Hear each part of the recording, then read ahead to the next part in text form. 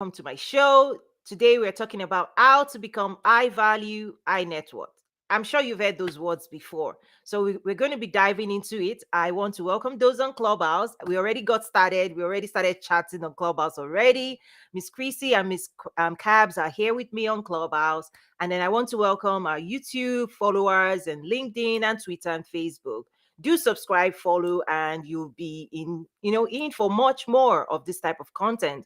Also, do invite your friends, share this broadly, let people know that this is happening. We're going to be sharing and diving into really game changer content and share really experience here. So, today's topic, how to become high value. The first thing is, what's your definition of high value, right? Let me break it down.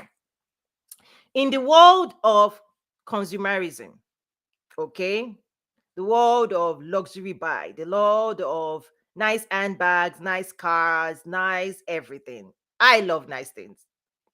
I love it. In that world, there are so many people that equate high value to, their assessment of your how you look, what you're driving, what you're wearing, your watch. Is it Rolex? Is it BMW? What, right? In that world of consumerism, which we all are part of, okay, we tend to evaluate value through, titles, people's titles, people's car, people's whatever, their yachts and boats and, nice shoes, the labels, Gucci this, Gucci that, Louis Vuitton, nice smelling perfumes. I just want to acknowledge that first. So there's a world out there that there's so many people in the world, more people in the world believe that high value is tied to what you're wearing. And many people have also bought into it and they believe that. That's the first thing. So to some, high value is that. Okay? Let's just pack that. But there's another world that I belong to where high value is tied to what you know, what you can deliver, the skills you have, and who you can do it for. Because that's actually, when I talk about the pyramid of success, wealth, influence, power, is that what moves you up that pyramid is the value you can deliver in the marketplace. The value you can deliver, the value you can offer, the value you can sell, and who you can sell it to, and who values that. Value for value, the value exchange. Okay? So there's a world that believes what you wear, the bag you carry, the car you drive is equal to high value. There's another world where actually how you grow your network and how you move up the pyramids of success is not just what you carry, is who you are, right? What you know, the skills you have. So I'm laying the foundation for today's conversation, okay? That's what I'm trying to do. Let me get some reactions first before I keep diving in. That's why I really love Clubhouse, where people can, we can interact. I can also learn from you. I'll share my perspective. I'll share my experience. I'll share what I see out there. And I want to ask you, are you seeing the same? Miss Cabs, any thoughts on what I just shared? Oh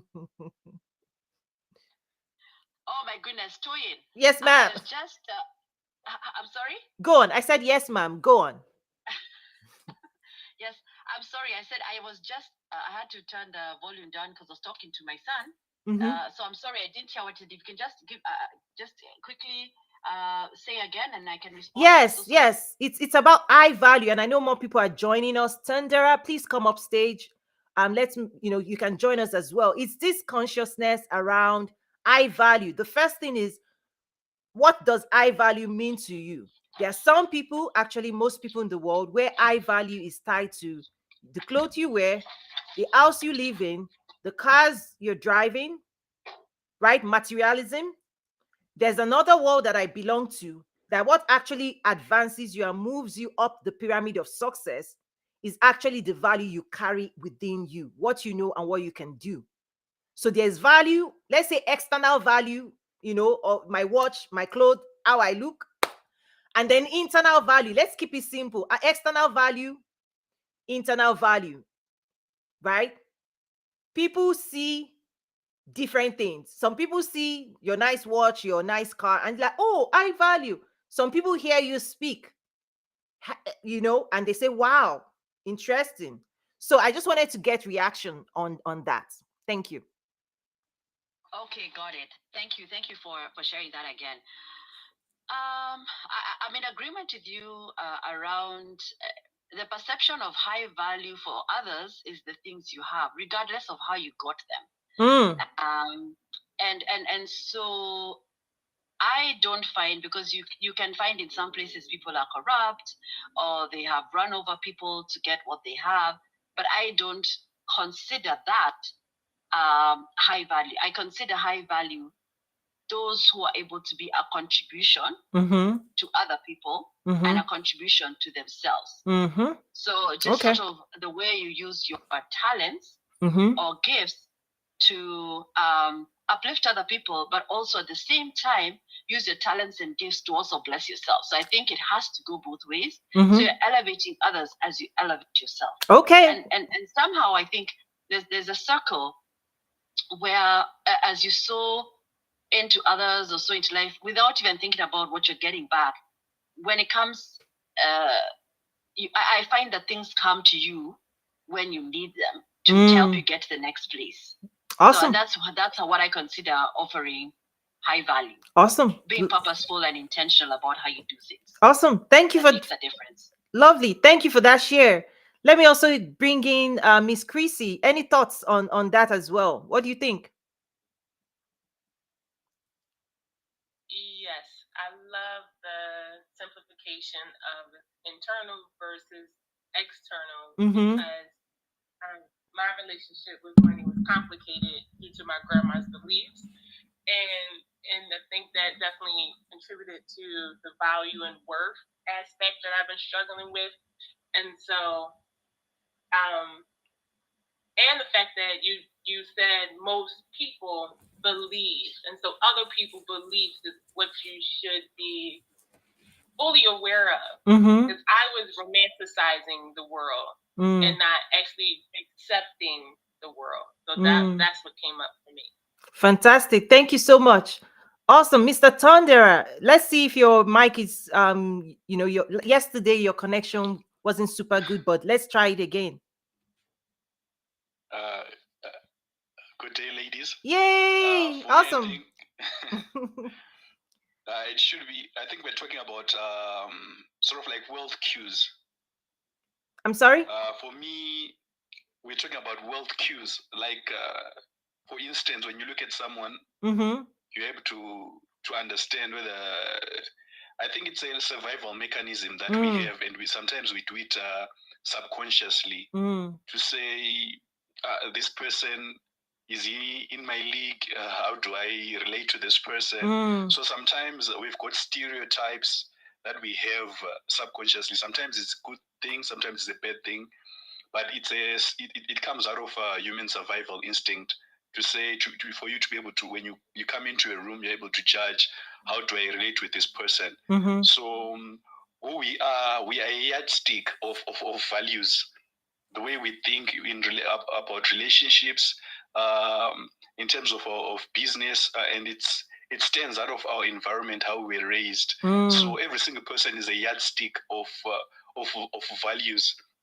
So for me, a high value man is someone who doesn't really conform to stereotypes. It's someone who is able to understand who they are, understand their purpose, and is able to mine, because as human being, we are supposed to mine the giftings that we have. Every single person has got a gifting, and how we survive, how we advance in society, in terms of influence, in terms of power, in terms of wealth, is it's dependent on our ability to be able to mine ourselves, to mine the giftings, and mine and actually add value to those giftings that we're able to discover within us. And that mining sometimes is done, it's dependent on society. As we look at our demographic, we will see that mostly black people, especially maybe in America and in the Africa, they have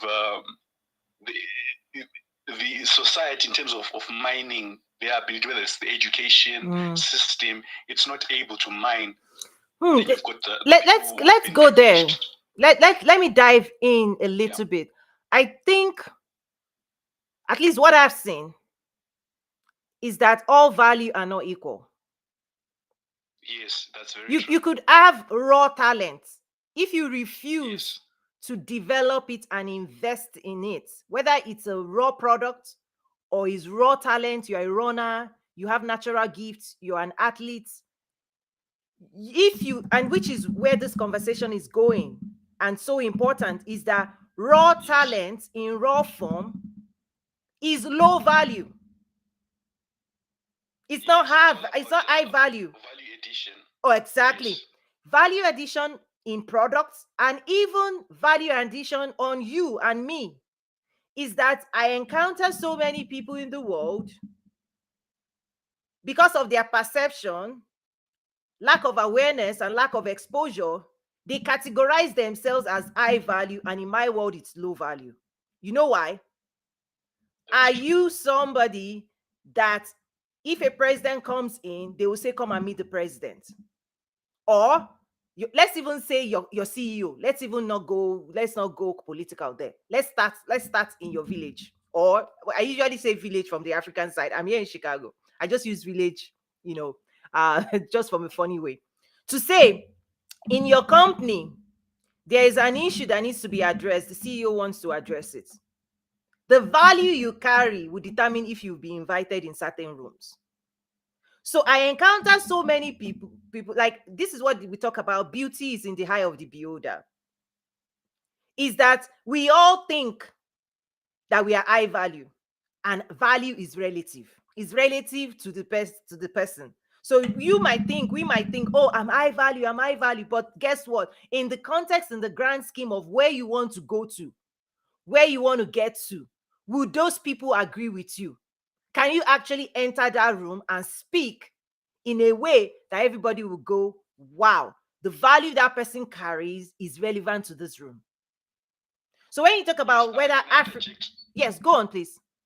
Can I interject for a Please, moment, please. Twain? Yes, this I is a think sometimes conversation. what you're saying is actually very important. That the value is in the eyes of the beholder. Yes. I'll give an example. I think around 2018, that's when I started to know about Chadwick Boseman, the Black Panther, and I didn't know him prior to that until he did the Black Panther, and what he did for the culture of Black people in terms of like it actually the value that he added actually transcended him, transcended culture. You look at someone like Michael Jackson, you look at someone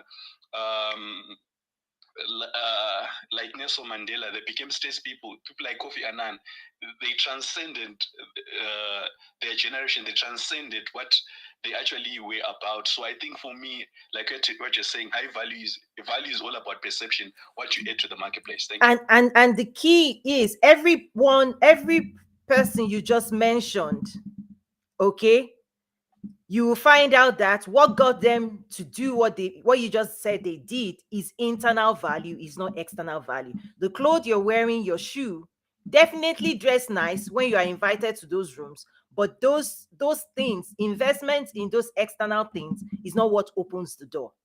And this is where things are conflicted in so many spaces. People are investing heavily in consumables, the Louis Vuitton bag. Nothing wrong with that. Please, I am a designer fan, but I will not make a mistake to say the handbag that I'm carrying makes me towing.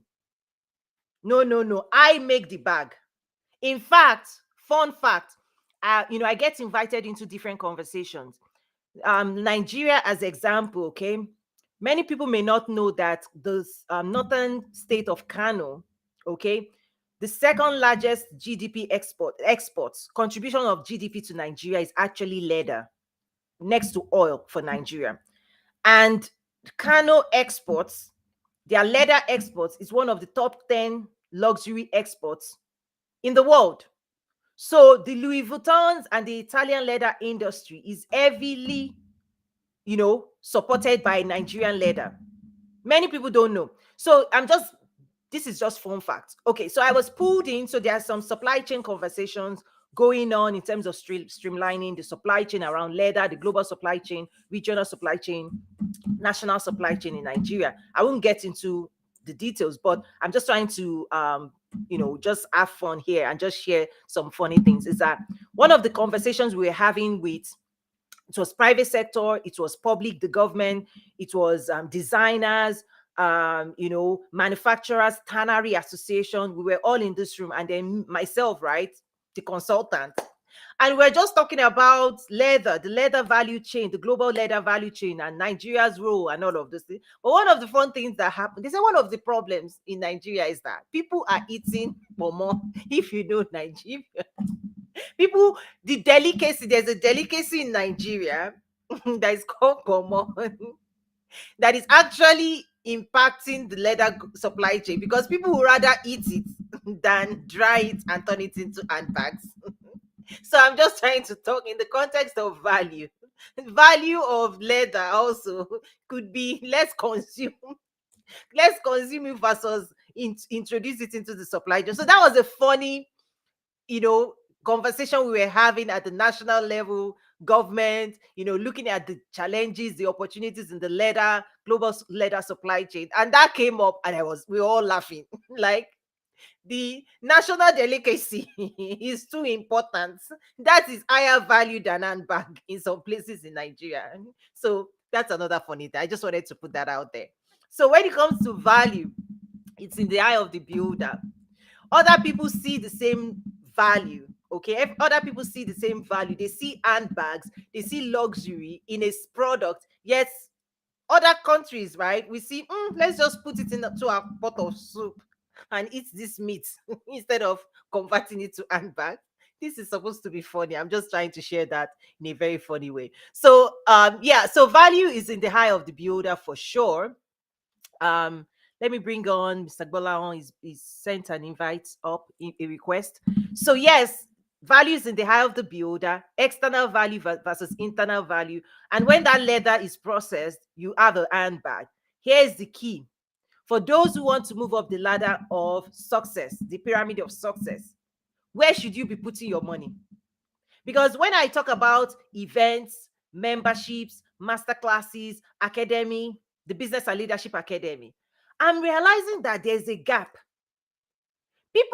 Certain communities will rush in because they understand that the way they increase their internal value is by investing, by the books they read, the events they attend, the network they belong to, that's actually how you become more successful. While there are other communities that believe, I need to put my thousands of dollars into luxury handbags and luxury shoes and wearing all these things, and then these things will make the society say I am high value. There's nothing, here's the key, there's nothing wrong with good stuff. I love good stuff. Like dripping on me, what did they call it? Like Italian coin. I love good things. So I'm not saying don't spend your money. I'm saying the moment you start equating or assuming that all of those things, continuing to investing in the external, will all of a sudden make you get invited to meet a president or an ambassador. No. When you are invited, carry the bag. You see, when you're invited, wear that nice shoe. But to actually get invited, that's the question. What do you have to do to start participating in high value conversations? It's not the clothes, it's what you know, it's who you are. And that is something you get to influence by what you're investing, the books you're reading, the classes you're going into. And I'm going to get like, so for example, people say, oh, Tony, you know so much. I'm like, you don't know what it's just a clear indication that I can say categorically, I've invested in myself more than anybody has invested. Why? I've had the honor of hosting every single year. I put my resources, my energy into investing in hosting the top thinkers in the world. World Bank, African Union, US government. I host them. I put all I have. I invest myself. And when I sit down, And they're technically they're teaching me. I'm paying. People don't understand. Every time I host those events, the reason I continue to invest my energy in it is every single time I host those things, I get smarter. My value goes up. But I will walk.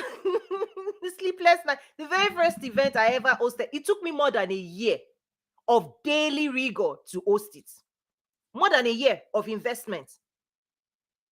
And then 50 speakers, the world's leading experts, economists, PricewaterhouseCoopers, chief economist on Africa, World Bank, chief economist on Africa, they all came. And you tell me I will not be smarter, that my value will not go up. Come on. But you will work for that. And I'm seeing that many people are not ready to work for it or invest in it, and they want it. If you say, do you want to be high value? Everybody says yes. Come to class, nobody. Come to event, nobody. Come to this. I'm like, you're kidding yourself, actually. Not me. Nobody's moving. You're not moving up that chain until you are ready to pay the price. And I will keep saying it because, hold on, please. I'll keep saying this until people understand that this is the most important investment, that the most important investment we can make in ourselves is to educate ourselves, empower ourselves, connect ourselves to the next level. That is key, and I'll keep bringing that up every day, if possible. Thank you so much. Mr. Gbolan, welcome to the stage. I see on your profile, business planning expert. Please introduce yourself and let's know your contribution. Thank you. Okay. Yeah. Can you speak louder, please? Okay. Yeah. Please, can you hear me very, very well? It's muffled actually. I don't know if you're using a earpiece. Yes, I'm using a earpiece. That's affecting how we can hear you. But keep talking. Yes. Okay. Oh, okay. But what of like this? Is it more audible now? I think you should go ahead and fix that first and then come back, okay? It's not audible. Thank you. Any other person wants to come in and just share or react to what I just shared while we're waiting for Mr. Gbolan to fix the earpiece? Please, can you hear me very well now? This is much better. Okay, awesome. Go on. Yeah. So, as you were talking, yeah. So I remember the classes that I've been to and that I'm into currently. Now I was in a class last month, and we were discussing about corporate failure. Okay. Now in that class, we talked about the signs of corporate failures. So while we were discussing about those signs, I was just having a mental picture of where I am working. It is where I am. So now most of those signs, I see it in where I am currently working. As it is being you said corporate failure, like it's yeah. Should I say failure of leadership in a corporate or a business body, right? So it's really failure of the leaders. Is that what this is about? Yes. It's about everything. The failure in the management, in the finance management, in the overall leadership of the company. So that is what that class talks about. And then we talked about Z score, A score, H score. So these are things that I cannot get it anywhere. I cannot see it anywhere until one puts himself or herself into learning. Now it's like I am investing in it, still making research on those things that I have learned. Then when the opportunity comes to present it to my boss, then he will know that no, this guy is making sense. Right. So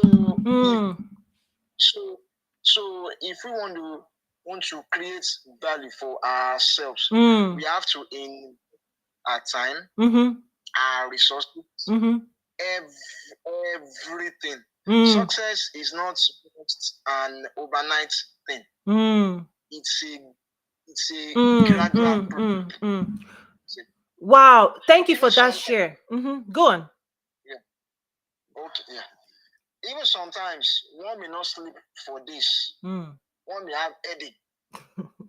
One may find it hard to sleep and time to do things that when one does it, you are having pleasure, you are having the enjoyment. That time will not come.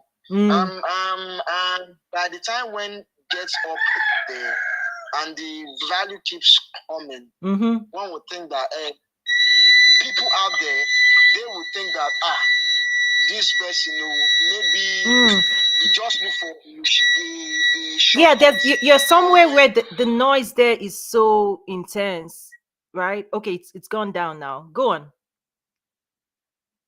So not knowing that the process has been happening for a very long time.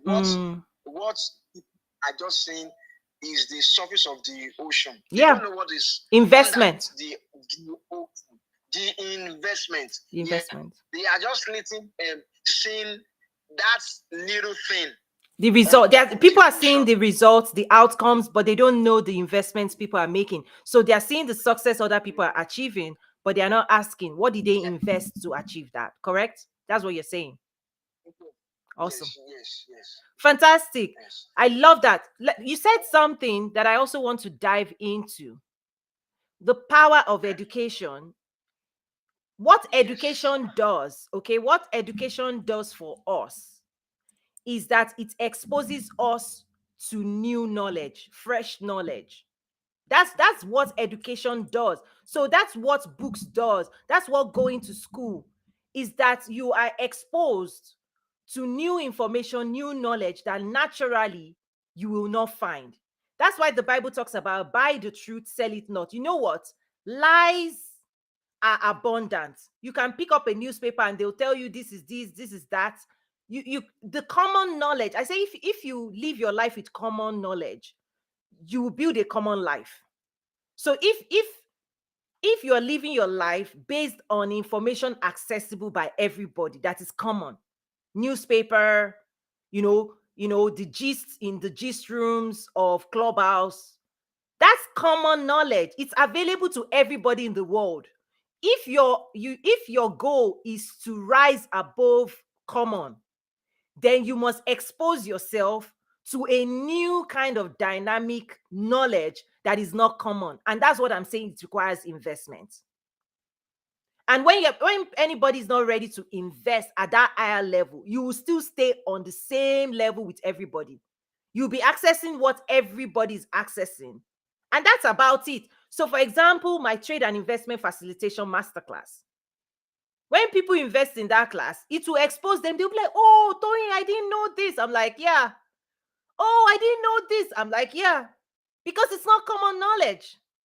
Common knowledge is Africa is poor, Africa is corrupt, Africa is this. That is common. Tell me something else. If I'm entering your space and all you can think about and all you can open your mouth and say is Africa is poor, Africa is corrupt, Africa is at war, Africa is this, that is common knowledge. Tell me something else. That information has been propagated for 50, 100 years. If that is all you know about Africa, that is a common knowledge. If you want to invest, if you want to trade, you need to rise above common knowledge. You need to understand trade policies, export documentation, trade and investment facilitation, investment relation. That is not common. That is not common knowledge. You can't get that anywhere. Trade information is exclusive. when embassies come to me and they bring Data. The investment councils bring data. They tell me this is where mining is. This is where natural resources are. We are looking for investors. I'm like, that knowledge is not common. You can't find it. You can only find it when you come to our network. It's not common. When the investment officer says A, B, C, D, what they are bringing is not common. When I host events, anything we are sharing at the summit is not common knowledge. That's why it's premium. That's why it's premium. People fly from all over the world. They pay thousands of dollars. They'll get themselves on the plane. They will put themselves in a hotel. They will invest, because when they get into those rooms, the knowledge they are getting in those rooms, the network they are participating, the relationships they are building in those rooms is not common relationship as it's not common knowledge. And you must invest beyond average people. To be high value, to be in high value rooms, it is not free. So education is a pathway.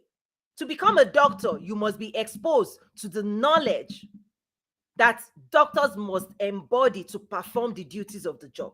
To become a pilot, you must invest in acquiring that knowledge, acquiring the skills to perform at that level. And if you're not ready to invest your time, energy, resources to acquire that knowledge, can you be a pilot, please? No. That's the key. That's what you said is actually the key. It's really the core of this, is that if all you know and all you have is the same thing everybody in the world knows, you are on that same, you are the same value average is where you are. But if you want to perform at the next level and you want to advance, that is why I usually say successful people, they are the easiest people to sell to.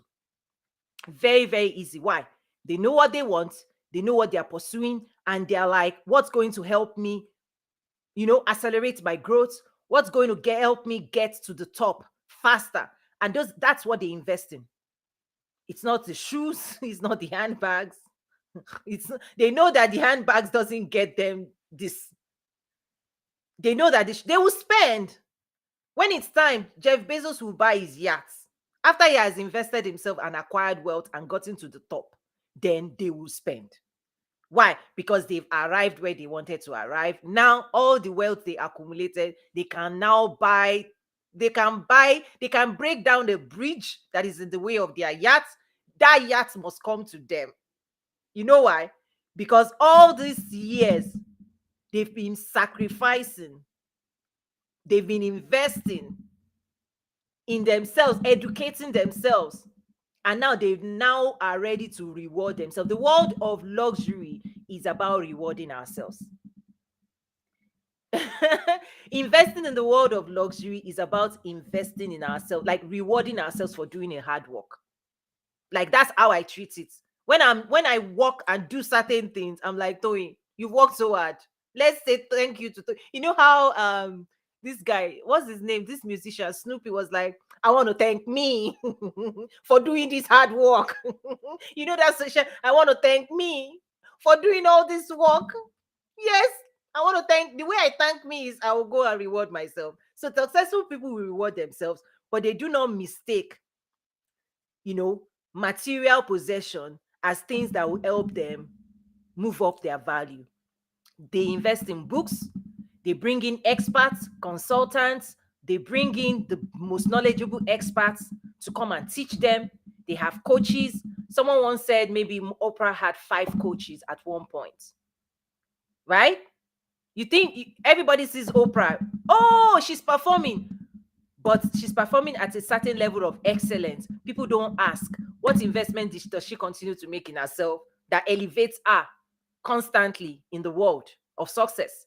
When she transitioned from the Oprah show to developing a studio and all of those things, she had to transition and bring in experts, because she was an expert in one area, moving into a new area. She didn't have the skill. She had to bring people, and it took a while for her to start thriving in that space. Now today she's thriving. People say, oh yes, but what she had to invest. People don't ask. So that's the key. People don't ask, what do I need to invest in myself to become high value?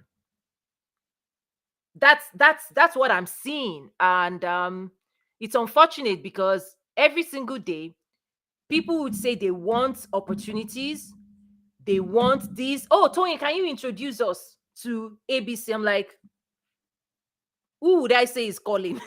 Like, oh, I want to meet ambassador. I'm like, does the ambassador want to meet you? Do you carry value that would help his office? I don't know. I see this every day. That's why this conversation is so important. So let me get some reactions before I start closing out today's conversation. I see AJ saying, wow, very nice. If you're joining us live, feel free to drop a comment as well, or let me know your thoughts, or if you have any questions. Miss Chrissy, what's your reaction to what I just shared or what we're discussing now? Thank you. What you just ended with sticks out the most. Like, most people don't know the investment that it takes to get to a certain level. They just want the reward. That was definitely me. I felt like I'm such a great person. Why am I not rewarded for it in life? Why don't people see it? Why does it need to be explained? Can't you tell? I definitely struggled with that for a while, but the other investment, and I guess I wasn't processing, like, there are other great people out there too. They also deserve the reward. How do you separate yourself from the pack? How do you stand out? That's what I'm getting from. How do you stand out? Right? That's the question you're ending with. Like, if you want to stand out, you must be doing what everybody's not doing. That's differentiation. Even in branding, whether it's a product branding or personal branding, differentiation is key. How do you differentiate yourself? What's unique to you? What's your value? What value are you bringing that no other person can bring to the table? Right? And that question is the key. Unfortunately, we want to differentiate artificially without differentiating in internal. Like, do you know more than they know? Can you do more than they can do? Can you go to places they can't go to? Can you open doors they cannot open? That's the key. That's what determines value. Is people will choose you over a pack of people because you can bring certain value those people will not bring. But as long as there's no difference between you and them, then price is how people make their choices. Who is the cheapest of the pack?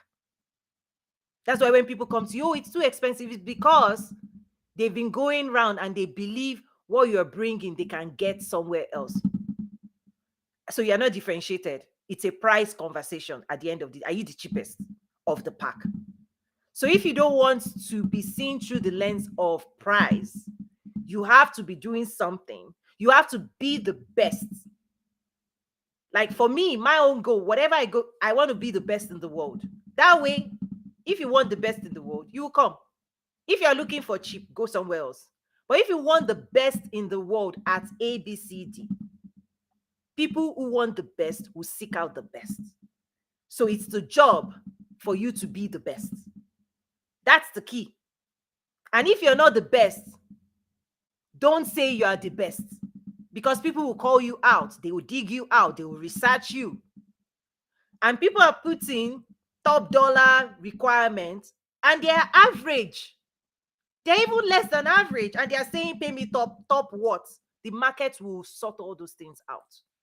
The market will question you and say, why do you deserve that? What can you do that other people cannot do?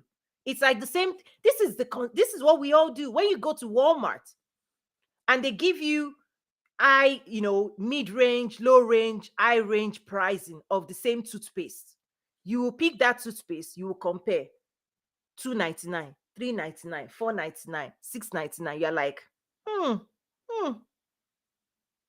Most of the time, high net worth people will just naturally go for the highest cost because their mindset is high cost is the best. Like, there's another mindset. Meanwhile, there are other people that would always go for the lowest cost. It's a mindset. It's a mindset. There are some people that have trained themselves to believe the higher the cost, the higher the value. So they would only buy the high value products. There's another group of people that are always looking for a deal. Low cost, low cost. Let me go for the... That it's a mindset. You're wasting your time driving around looking for the cheapest gas in your city. You're wasting gas to look for... Successful people believe their own time is more valuable than the 2 cents on the gallon or $1. So you know what? They just pay. They just pay. So there's a certain mindset that believes high price, the higher the cost, the higher the value. The higher the cost, the higher the value. In fact, that's why they joke that, when you're buying a diamond ring for, you're trying to propose, they tell you you must, you should use maybe, is it how many months of salary to buy that stone. It's a psychology. It's just trying to say you want to communicate to this person that you want to spend the rest of your life with, that she's of extreme value to you, and that you're willing to work really hard to bring her into your life. That's just what it means. So they say, oh, if you're not ready to, if you're going to go and buy a cheap stone, then you don't value her enough. When you think about, is it Joseph? Who was that? Was it Jacob in the Bible that spent 7 years working for somebody's daughter? That is high value. He's a high value guy. He saw that woman and said, you know what? You are worth more to me than 7 years of labor. Then guess what? They cheated him. He spent 14 years getting the love of his life. That is high value. And if you don't do that, you get what you get. Okay, you get what you get. It is Jacob. Yes, Jacob. Yes. So you get what you get, right? So it's just a mindset at the end of the day. And this also connects to high net worth, right? Is that high value is what converts to high net worth, right? High value converts in the sense of the value you can bring into the market determines the value you can command from the market. So again, I'll break it down. Maybe in subsequent shows, I'll break it down. Is that the value you're offering your potential clients and customers is the value, the monetary value you can ask for them in exchange. Because if your value is less than what you're asking for, if the perceived value of your work, your services, your brand is less than what you're asking for, nobody wants to engage. Nobody will pay you more than your perceived value unless there is higher demand. So demand and supply also influences perceived value. Is that when demand for a certain product goes up, you can raise your prices. So that's another concept in economics that we should all know about. Is that when there's low demand, even if it's high value, you have to play a different... This is where, when I teach on pricing strategy at the Business and Leadership Academy, nazaru.academy, right? Is that I teach this strategy around pricing strategy, that what influences the price of your product or your services is 360. There are several things. The market itself dictates the price. So the same product, the same service, say for example, here in Chicago in the US, if you transfer it to Europe or India or China, the same people doing the same service or product, the price will be influenced by the market, by income, right? Disposable income of those people, right? So market influences price. The story, people buy the story first. The story you tell. So I'm going into teaching, but that's not the purpose of today. I will backtrack a little bit. But when I teach strategies of how you should also be pricing and how you can actually influence the perceived value of your product and your services. That's what you can access at the Business and Leadership Academy. But in general today, the discussion is just about how do you move yourself from, let's say, low or average value to high value, right? In the internal sense of the word. Because if you're an entrepreneur and you want to produce, you're a producer. If you're an entrepreneur, you're a producer, you're producing services that you provide to other people, you're producing products. And the process of producing something is also value addition. So you are contributing your skills, your perspective, and the way most successful entrepreneurs consume a lot of books. In fact, most successful people, you know why? To lead that successful life, you need to borrow knowledge from different fields. psychology, sales, marketing, branding. For you to build a successful business, you need to borrow knowledge. You need to expose yourself to knowledge from a diverse space or field. You have to be well exposed. I don't just you exposing your mind, your heart to knowledge in spaces that you didn't go to school for. Branding, marketing, psychology. If you don't understand human psychology, human behavior, there's human behavioral scientists, there are psychologists, all of these things come together when you're building a business. And if you've not exposed yourself to it, you'll be seeing certain things in your business, you will not be able to explain it. Because those sciences, they explain those behavior. Psychology explains why people buy. Psychology of selling. It explains to you, it will teach you what you need to do to sell your products, and then you don't want to go to class, okay? You don't want to go and learn that skill. You don't want to expose yourself to that knowledge, and yet you want to build a successful business. Really? Really? I'm speaking truth. I'm speaking clearly. This is the behavior that I'm saying, that people assume that they will build a successful business without investing in acquiring this knowledge or exposing themselves to a new kind of knowledge. You want to export. I have an export development class. Oh, I want to export. Well, do you know how to export? Have you exposed yourself to export documentation, export policies, right? The requirement, the branding, sales agent, distribution network. Have you exposed yourself to that knowledge base that will allow you to perform and succeed in what you're trying to do? Question. So people tell me I value, but guess what? Are you exposing yourself to all of the things you have to know to be that person? So guys, like, in wrapping up, it's I love nice things. I will reward myself. Please reward yourself. When you work hard, go into that store, buy the handbag, buy the nice looking things, the perfumes, reward yourself. My point is, don't mistake those external things as those investing in those external reward points, those points you are giving yourself, gamification, right? Please don't mistake it as the investment that will take you to your next level. Now, when you get to the next level and you're invited to come and meet Mr. President, Ambassador, please dress well. Oh. go dress well. Don't come and tell me that Tony is telling us not to buy. Please buy, buy, please. We are all consume. But as you're consuming immaterial things, consume things that will elevate you as well. Books, master classes, events. Expose yourself physically and mentally to the rooms that will take you to the next level that you keep telling me you want to arrive in. Join the Business and Leadership Academy at nazaru.academy. Exclusive knowledge that will help you build success, right? A successful business growth and success. It's there. International Trade Network. You will meet government, right?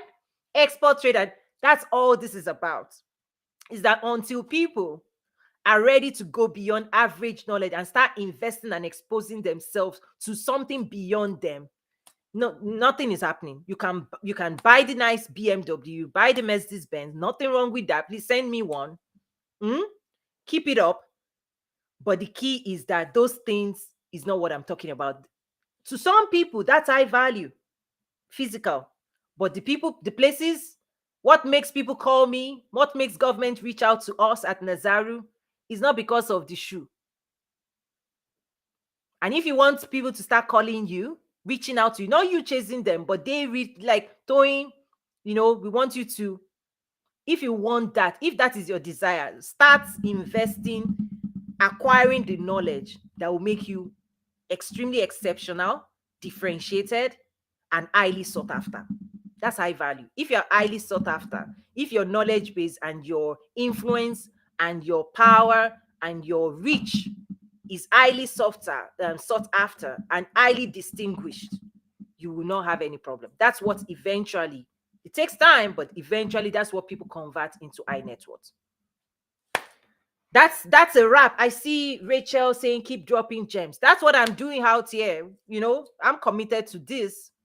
And but at the end of the day, you have to commit to yourself as well, because the investment, if I may finish talking now, you will go out there, you go and spend some money on coffee, nice lunch, nice dinner, nice movie, add those things up. If I tell you, have you bought a book today, have you read a book today, have you invested that same amount in a class, in a master class, have you enrolled at the Business and Leadership Academy, right?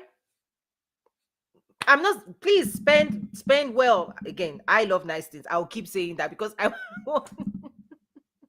okay, let me get final reactions before I close out today. Actually, today I'm closing out because every Wednesday I actually teach at the Business and Leadership Academy. Today I'm teaching on mindset of an entrepreneur. I'm going to break it down. It's a private group. It's paid every Wednesday. I teach business strategies, right? I go through the roadmap for business growth and success. So I have to wrap this up so I can go, serve my members and my clients. So that's it from me. Just final thoughts, Miss Chrissy, on today's topic and today's share. Thank you so much. Thanks again for the clarity and direction. It's another great room. I'm definitely going to have to listen to the replay. And I want to also thank his name Tandure for the notes that he leaves. And you have to come to every room. Quick notes, I screenshot it. It's like the cliff notes of the room. Yes. It's super, super helpful. Yes, thank you so much. So thank you for another great book. Awesome. Mr. Gbolan, your wrap up, your parting words for today. Wow. Thanks so much for the value, a lifetime value, a classic value. Yeah, it's a very, very good one. I've learned a new thing today. Yeah. We should try as much as possible to increase our value by investing more time in books, knowledge, skills, classes, and what have you, to create that value. Yeah. That anytime, any moment, when one is called, one will be able to say something of value. Exactly. That when the listener heard of it and thinks on it, ponders on it, he will see the classic value in it. Exactly. Yeah. Yes, exactly. In fact, so for example, my husband is a university professor. He's a professor of chemistry, organic chemistry. Like, that stuff is something I don't care about personally. You know what? But he is a PhD. So when he speaks, he's an expert in his space. He has invested, but he went to school to get that PhD. He's an expert. I'm telling you, he's brilliant, absolutely brilliant in what he does. Why? He invested to acquire that knowledge. That's what people don't understand. Is that if you see somebody that is a PhD or somebody that is at the top of their game, what did they invest? The knowledge that they have, they acquired it through investment. We all came to this world not knowing nothing as babies. But some will live with epitome of knowledge, massive knowledge. Why? Because they studied. And the Bible says, study to show yourself approved. Study to show yourself approved. Study to show yourself approved. Is that when people are not ready to study, when they're not ready to buy the truth, guess what? You will keep operating at that level. People that become PhD is because they invested extra time that we all have not. And so when they speak, they are saying things we do not know. Do you understand? When they speak, people who study, people who read, people who expose themselves to diverse knowledge, when they open their mouth and they speak, the world pays attention. And people who have not studied, when they speak, we dismiss what they say because it's common knowledge we can read on the internet. Period. All I have to do, I come in, particularly on Clubhouse, I'll just listen, I'll just put it like a radio, I'm listening. People are talking and I am assessing. All people have to do to assess you is just spend 15, 20, 30 minutes with you. That's all.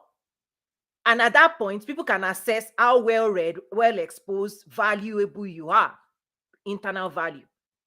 And if all I'm hearing is, oh, the politicians are this, oh, Trump is this, I'm like, nothing valuable here, because everything you're saying is all the propaganda and stuff. In fact, the people you're talking about, they're living their life.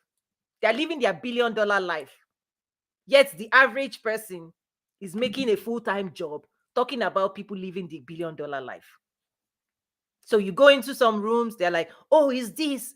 Oh, the government did this today and the government did that. I'm like, for real? You're being busy talking about people that don't know who you are and they don't care what you're doing, instead of being about your own business and adding value, right? So that's just really what I'm trying to say today, is that I see it so much.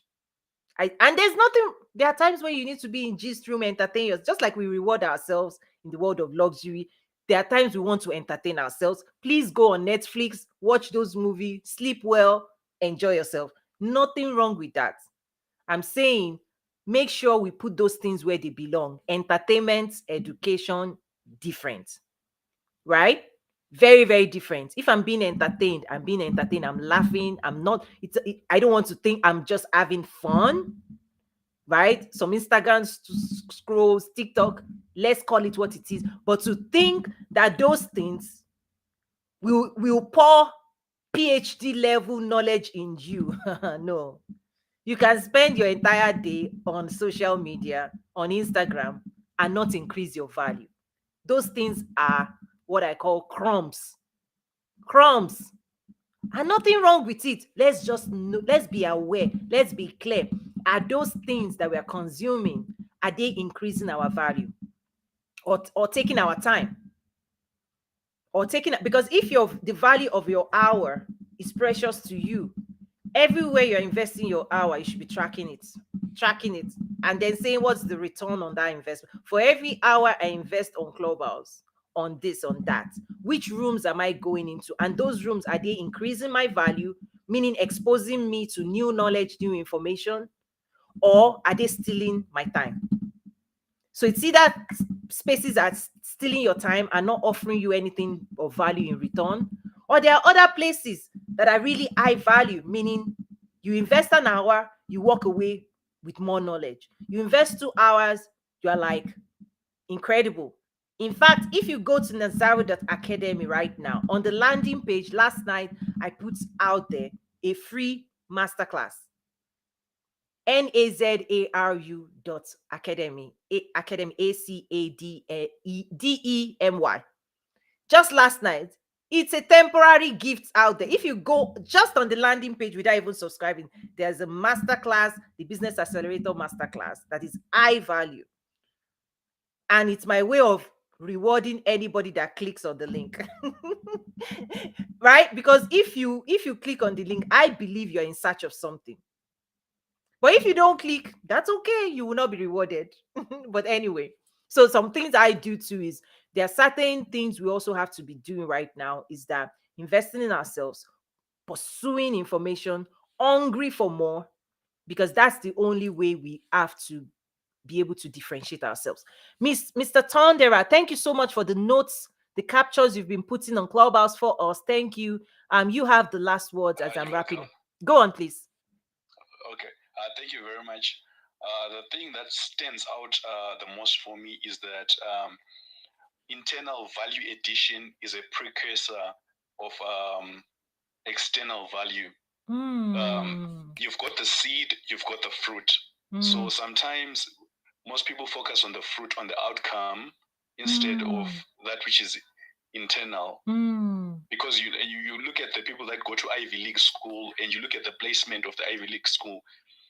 some people get the benefit of the doubt. Just because you went to Harvard, people will not ask you anything. When you step into the room and you say you are from Harvard, immediately the value, people understand that this person is invested. People understand that this person is being amongst the wise. So internal value is very important, and value addition is actually very important. Thank you very much. Oh my. Wow. Wow. That's that. That's really good. That felt good. Thank you so much for that share. On that note, thank you so much everyone for today. I'll see you again tomorrow.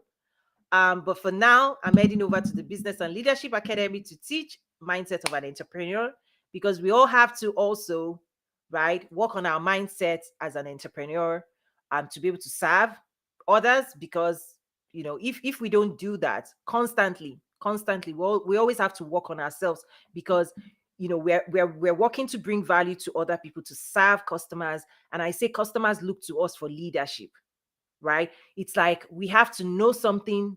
You have to know something your customer does not know for you to lead them, and for them to invest in your service. That's where I talk about leadership a lot. Like, your clients, our customers, are looking to you for leadership. So you also have to invest in your leadership skills, mindset, leadership skills, monetization, persuasion, sales, marketing, for us to build a winning business. These are the things I call entrepreneurship fundamentals. Now, when you're ready, when you know the fundamentals and you're ready to compete internationally, then we have the International Trade Network, where we talk about export, trade, and investment facilitation, how effectively to work with government, investors. That's really the next level. So I teach government officials as well, right? So anyway, thank you everybody. It's such a pleasure. Let me know, send me feedback. You can go to my website, toyinmesvi.com/asktoyin, if you would like to submit a question. And if you were not watching this live, so team replay, feel free to leave a message below or to send in your questions. And also look forward to joining us every day, Mondays through Thursday, 9 a.m. Central Time. I'm here in Chicago. So God bless you all. On that note, I'm going to close out the main live stream, and then we'll engage in after show conversation on Clubhouse. Like, on Clubhouse, we always talk a little bit more in very informal ways before I completely close Clubhouse out. So thank you, and God bless.